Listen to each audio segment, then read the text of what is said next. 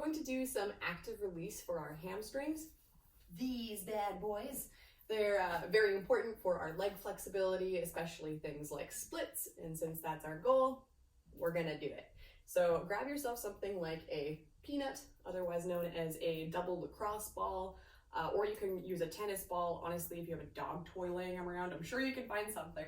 Grab yourself something like a chair, anything you can sit on, and we'll take our peanut, or whatever we have, and just place it underneath our hamstring. I'm gonna put a little bit of weight into it. If you want some extra added weight and intensity, you can even take your hands on top of your quad, push down a little bit. But most importantly, what we're going to do is bend and straighten our leg. So by doing this, our muscle is moving around our peanut or lacrosse ball, whatever you have, starts increasing blood flow and warming up the muscle for your flexibility. So we're gonna bend and straighten about 10 to 15 times. When you've done 10 to 15, you can then angle your foot inwards, 10 to 15, outwards, 10 to 15. By adding that little bit of extra angle, what you're really doing is making sure that you hit all of your hamstring muscles. You do have 3, so it's good to, maneuver around and make sure you get them all. And when you're done, of course, do the other side and do the thing. A quick note about this flexibility challenge. When it comes to splits, I'm going to sound like a broken record. I'm going to talk a lot about square hips. In a nutshell, before we get into physical examples, what square hips mean is that both of your hip bones are going to be pointing forward, and you're going to be working the right muscles in order to make sure that you are in a proper and safe alignment. A lot of the time what people want to do is let their back hip bone turn out because it's easier to get deeper into your splits. It's easier to cheat and pretend you have flexibility that you don't actually have. But the downside of that it is a weaker position, which means that you actually put yourself at higher risk of injury. Specifically in that back hip, when your hips are turned out, you're much more likely to injure your hip flexors.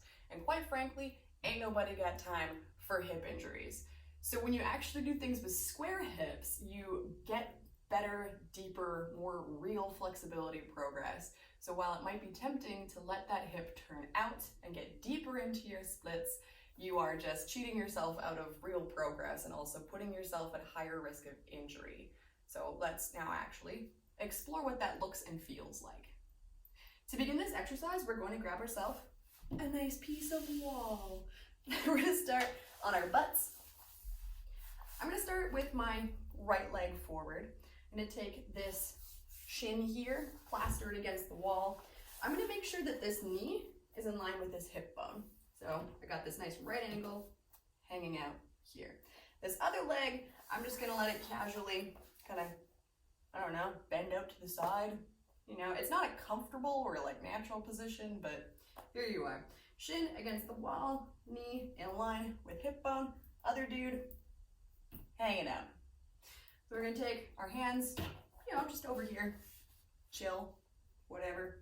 Now what we wanna do is check in with our hips. Let's first think about there almost being like laser beams on our hip bones. If you know where your pointy part of your hip bone is, pretend there's a little laser beam. Right now, this guy's hanging over here, right? That is essentially what my hip would look like when I was doing a split without a square hip. What I want to do in order to get a square hip here is to try and point this little laser beam towards the wall. So what that would look like is working these back butt muscles in order to take this laser beam and shift it this way. So you can relax and shift. Relax and shift. So at first when you're doing this, you might find yourself trying to move this hip using your upper body. Like you might just shift your whole body towards the wall, which works, but it's not what we're doing. So try and leave your upper body as stationary as possible and just use the muscles in your hip and your core to actually bring that little laser beam over. So once again, pull this up so you can see better. Got my little laser beam this way. I want it to be pointing towards the wall. So the muscles I'm using are all these guys in the back of my butt and a little bit in my core. So we're over here, squeeze and lift. Now we're pointed over here. You see that my hips are nicely stacked right over top / near each other, pointing towards the wall. Relax and squeeze. Not square, square, not square, square. And yeah, well, you get it. I could do this forever. It's kind of sexy, I guess, but that is our square hip exercise. So give that a try, do it on both sides, and just really spend some time focusing on the muscles that you're engaging, because they're going to be integral for us to have nice, properly square hips in our splits. That's what I got. Pew, pew.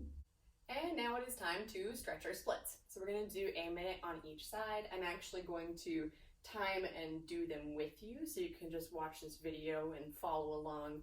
I am, I guess, unofficially your online video flexibility accountability buddy. That's a lot of words to say. You can follow along with me in real time. So if you have them, I would recommend grabbing something like yoga blocks or books or really whatever you have around. Even if you already have your split, having something like yoga blocks can really help make sure that you're getting in there to square your hips. I'm a big fan. Highly recommend. If you do not have a deep split, then I'd recommend holding them up.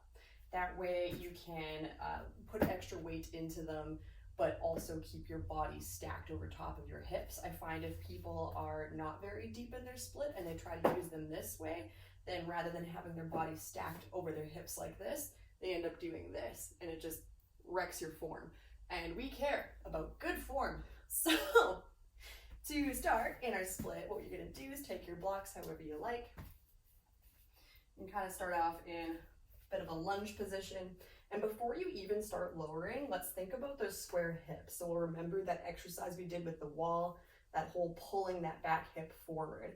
And then as we start coming down into our split, we're going to slide forward, extending that front leg. You might even double check the back leg, make sure it hasn't done a weird wingy outy thing or your foot's not sickling. And we'll start coming down as low as is comfortable.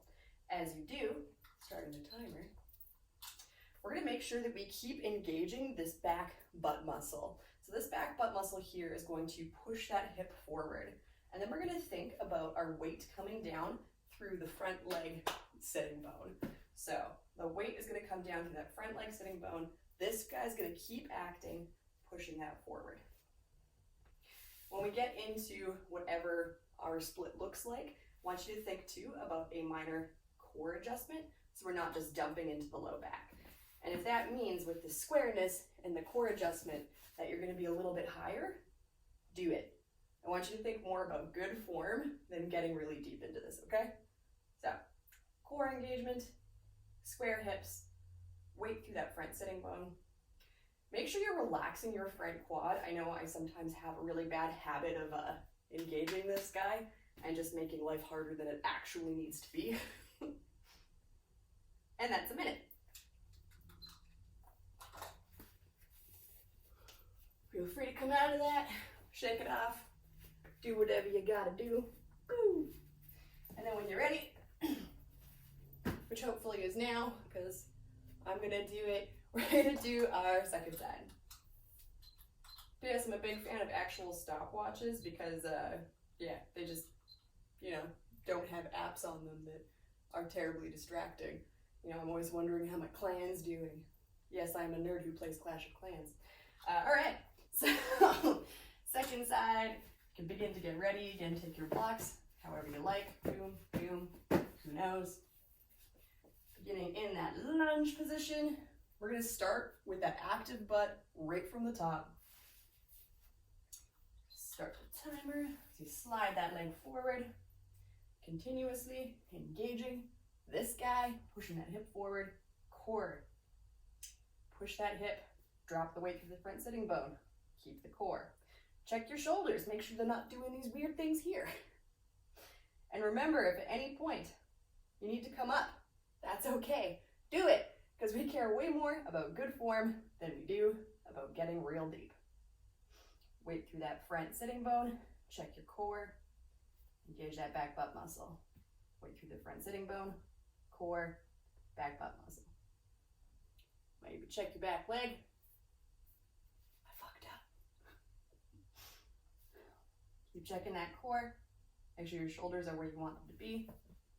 Feel free to use those yoga blocks to really help that pull maybe. You know, pulling that back hip forward. And that's our minute. Hooray! Woo! Do what you gotta do. Shake it out. Give yourself a high five. You did it.